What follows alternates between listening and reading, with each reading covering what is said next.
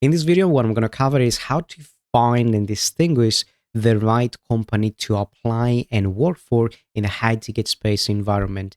Now, this is a question I've been asked for a lot of people in my community on how to understand if this is the right fit for me, and also is it a legit opportunity or is it a scam? They're trying to sell me something. And this is exactly what this video is going to be about. For those that don't know me, my name is Dennis Tzatzo. I'm an appointment setter right now for a real estate coaching company, and these are my exact results back in last month in August 2025. My commission checks. I also have a base salary, and these are my results from my previous company that I worked for as a setter closer. Now let's jump straight into the video. How to find the right company to work for in the high ticket space, what to look for, revenue versus cash collected a month, why this matters, important questions to ask, sales versus marketing. You need to have that education. You need to have this information prior to talking to any business owner. So at least you know and point out the mistakes that I've personally went through, and whether it's a skill issue, whether that is more like a marketing issue. We're going to go through all of that in this video today, so stick around. So what to look for, what is the right kind of company to work for you for them as a commission only agent, or even if they give you a base salary, it doesn't really matter. So there's a couple of things that I always look out for is testimonials. Number one, what social proof do they have on the online presence as to what they do is actually true, but also what other people have to say about them. Now, here's the thing.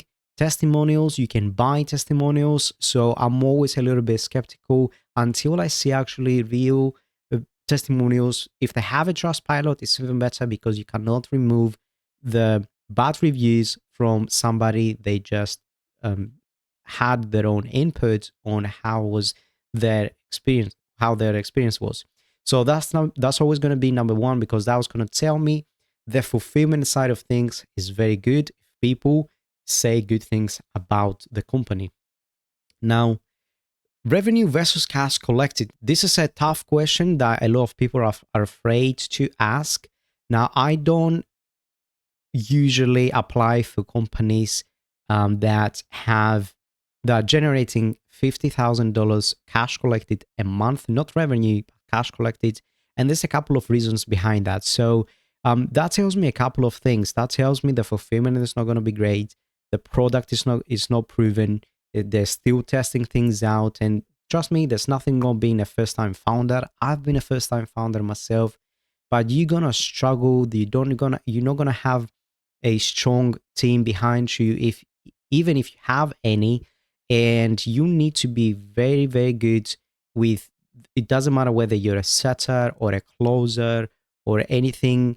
When you apply to this type of company, only because the team is not going to be good, the KPIs are not going to be good, the marketing is not going to be good, especially if it's not been proven.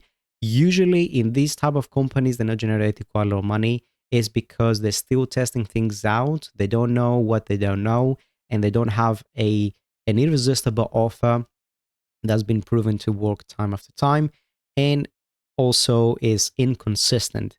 Now, there's going to be times that you're going to find a company that is generating 350,000 a month.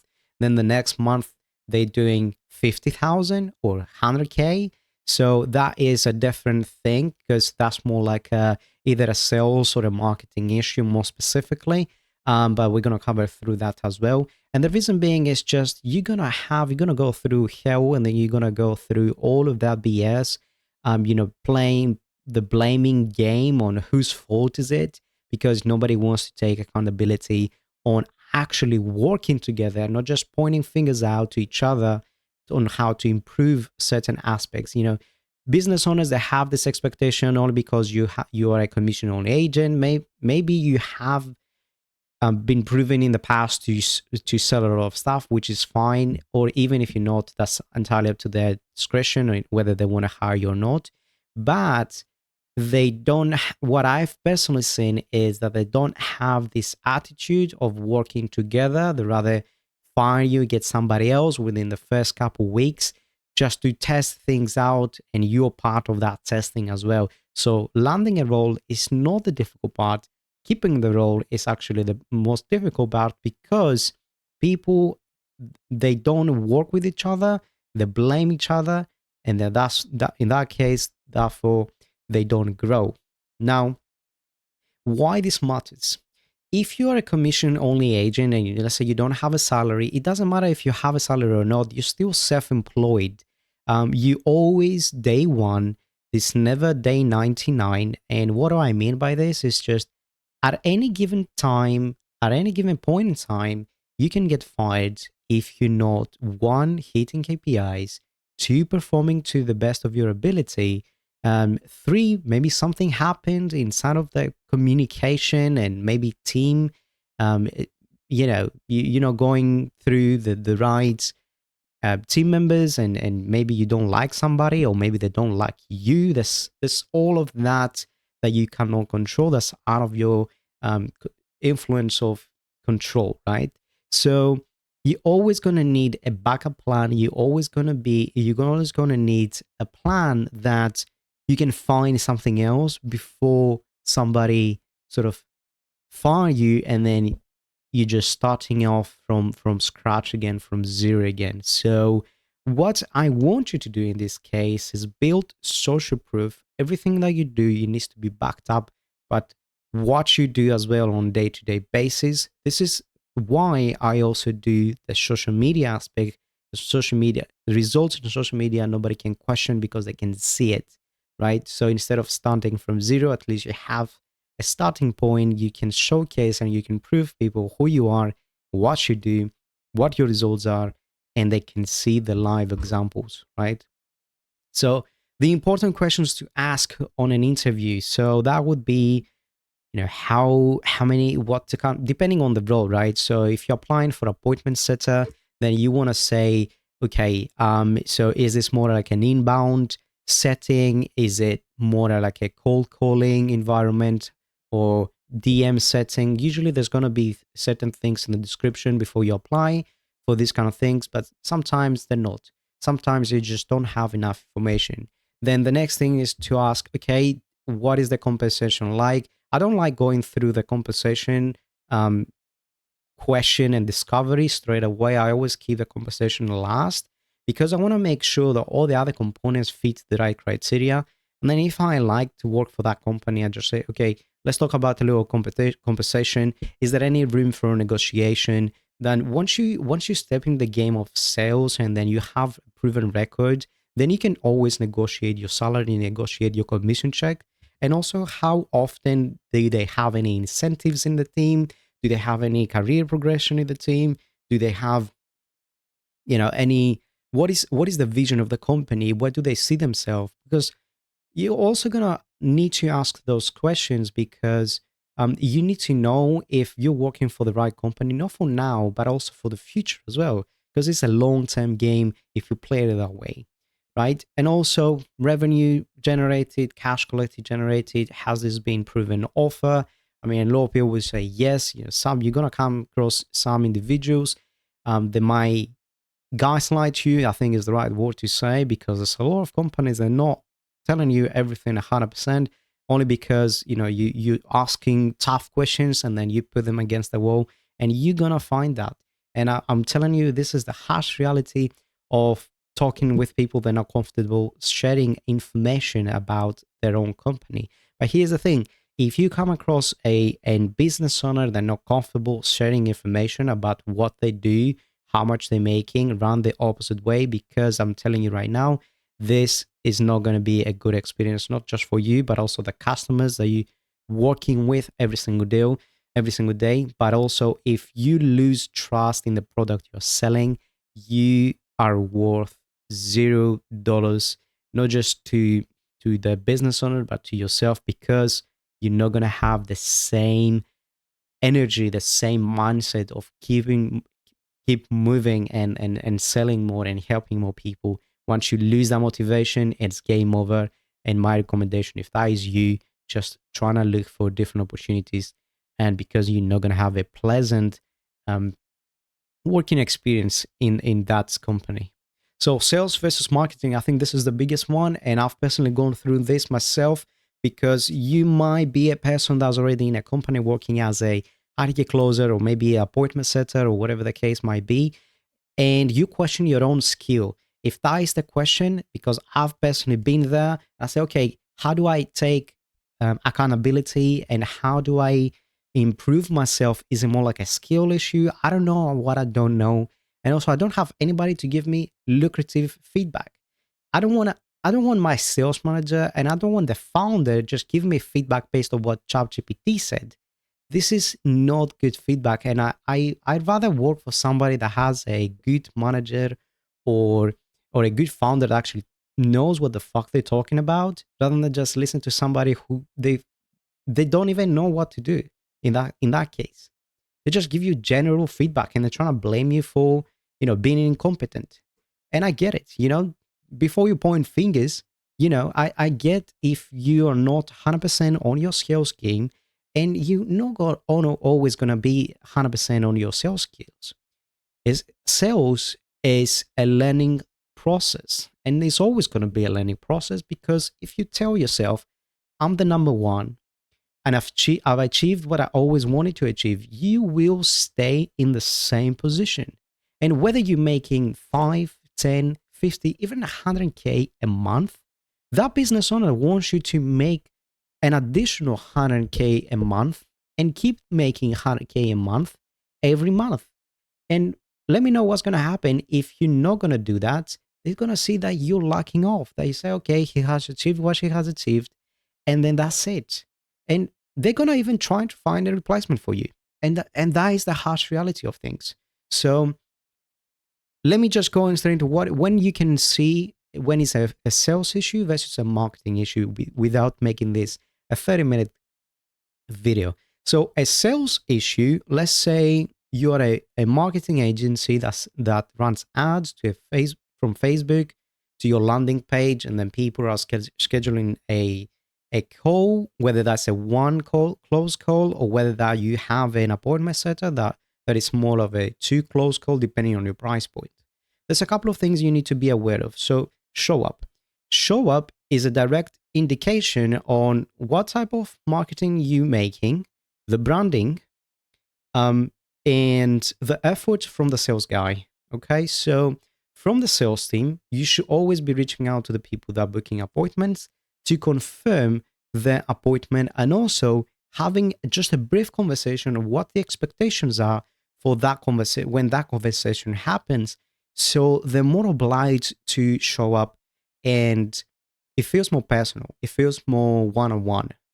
That's one of the key things that you can increase your show rate, but also the other things that you can increase your show rate by keeping all the communication in one channel. So what do I mean by this? If you're sending SMS, just keep sending SMS. Don't separate the distribution of the communication over email and SMS and phone call. Just keep it all in one way so it makes more sense and it's not as spammy to the prospect. Now, when is a sales issue? If you have a show rate that is not what it needs to be, and I get totally relate with this because this is what we've gone through in the company that I'm working for right now. When you're doing all the things necessary as a sales guy to improve the show rate, but it doesn't improve, and it's not just you, it's everybody else, that means a couple of things. That means the branding of the marketing that you do is not strong enough. And I always recommend people to look for two things. So when the prospect is problem aware and the solution aware, you can almost 99% of the time, people are problem aware. They say, yes, I have a lead generation issue, but they're not solution aware. Solution aware is more like a branding issue. So you want to present yourself as being the expert and have the solution for what the prospect is looking for. And it's not just about the problem, because that way you build better rapport, you build better trust, and then I can take that always every single time, rather than from somebody that has a problem, they're just looking around to see what solutions that are out there. Because once you find those solution aware prospects, they've come across to your stuff, they've learned a little bit more about the testimonials, the way that you work, the way that you talk, the way that you communicate, and they trust you more than just the solution by itself. So this is more like a branding issue. And if you don't fix that, and this is where both marketing and a sales department, they need to work together for the both of them to give each other feedback, right? Because if you work against each other, then you're gonna create this environment where you're gonna set yourself to fail, not just in the sales department but also in the marketing department. And if the leaders inside of that company, they don't see that, they don't communicate that, and they always trying to blame throw the blame game. Oh, this is a sales team, this is a marketing issue. You will not go very far, and you're always going to be inconsistent in terms of your revenue generated every single month, and it's going to be harder and harder to hit KPIs. And the one person and the people that are going to take that blame is going to be the sales team, because ultimately at the end of the day, it's going to be the ones that are more customer faced than the marketing team. But these are the things you need to be looking out for when it comes to sales versus marketing. And there's one thing that you can do if that's the case, is to track the data from the marketing point of view. So what is the watch time? Do you need to have like a opt-in or pop-up where people are watching a certain time of your VSL, and then they're popping the information, and then you have a call to action in the middle of the video where they can book an appointment. So based on who has consumed most of the VSL, most of that video, is more qualified because they've taken the time to actually see what you're talking about. But if you come across leads that they show up on the call and they say, I just don't know who you are, what you guys do, just tell me what you guys do and tell me the price. This is more like a marketing issue. And these are the things you can determine from the recordings that you or your team goes through from speaking with the prospects. So there's two different things that I always look out for. So when the prospect is showing up on the call, how much do they know about what we do? But also on the objection handling process, if it's just a usual objection handling and objection process, and then they say, I just need to talk to my business partner, whatever the case, and you fail to overcome that, that's more like a sales issue. But if they say, I just met you guys like 10 minutes ago, I don't know what you guys do, this is more like a branding issue. It's like a marketing issue from that perspective. So if you come across to a prospect that comes on the call, they say, guys, I have no idea what you guys do. Can you remind me again? Can you I just want to know what you guys doing. Just give me the price. I never talked. I never even bothered talking to them, because what is the point? They're just gonna know this is. You're just gonna tell them what it is. You're gonna tell them on average what the price is and everything. You're gonna waste 45 minutes for them to just say no, because it's not your fault. It's just they haven't consumed enough stuff yet. They're not warmed up yet for them to be on a sales call. So therefore, I would just say, hey, let me just send you the resources so you can take your time to go through. And this is a video that goes through all the ins and outs on what we do. So it makes a little bit more sense before we even have this conversation. And I will reschedule this call either the same day or the next day, depending on what their availability is as well. But here's the thing, if they don't show, it's not even worth your time, because that person is not qualified enough. It's not gonna, you're not gonna fix every single person's problem every single time. There's gonna be certain cases that just that person doesn't really care about you guys and doesn't really care about solving his issue. Everybody wants the solution at the end of the day. And even if you give it for free. So don't waste your time. That's my point. So these are the things between the sales and the marketing issue. I hope it's very useful. I'm gonna make sure to leave another video up here so you can go and watch.